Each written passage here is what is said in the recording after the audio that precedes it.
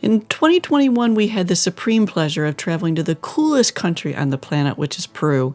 Seriously, if you ever get a chance to go, it is just full of mystery and adventure from one end to the other. And it's a beautiful country. And the people, I found them very personable and kind, and the food exquisite.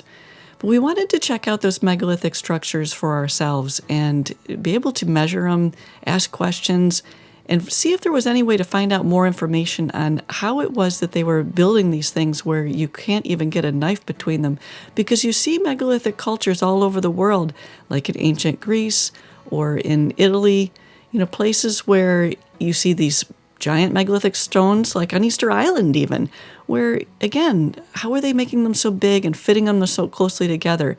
This is Baalbek, Lebanon. Why does it seem like there's cultures building on top of cultures, which is what they say about Latium? Ferentino, this is, an area where they commonly say that it's Cyclopean, then Roman, and then medieval. Cultures building on top of cultures, which is what we see in Peru. So, did the Inca build these? Is it possible that other cultures were involved with this previous to this? Was there a megalithic culture worldwide that was building in the ancient past? How did they make these kind of angles? And we don't feel that anything's lost by asking these questions. We're not trying to take from the Peruvian culture, but just like America is trying to make sure that Native American and African American contributions to history are properly showcased, the same thing is true of Peru. Nothing's lost by seeing if there's previous cultures that enrich the beautiful history of Peru. So we went with a whole list of things we wanted to investigate. One was the scoop marks that we've heard about. Was there really a way that they were softening stone? We'd heard about the quarries, Ollantaytambo, for example. There's apparently some question as to, did they really get the blocks from over there and drag them down across the plain and then up the other side? Or were they moving them in an easier way? Is there technology that was lost?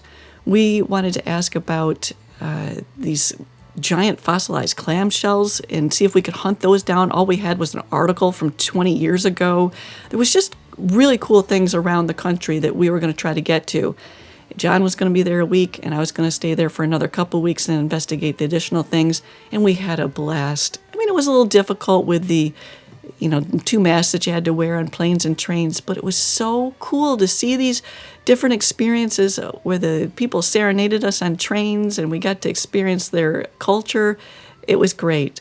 So if you like this type of thing where, there's adventures and hunting down very remote and crazy things, then this is for you. You're going to want to get some popcorn and tell your family and friends about this and sit down and watch some of these videos. We're going to be coming out with a whole bunch of them that outline all the different things that we investigated.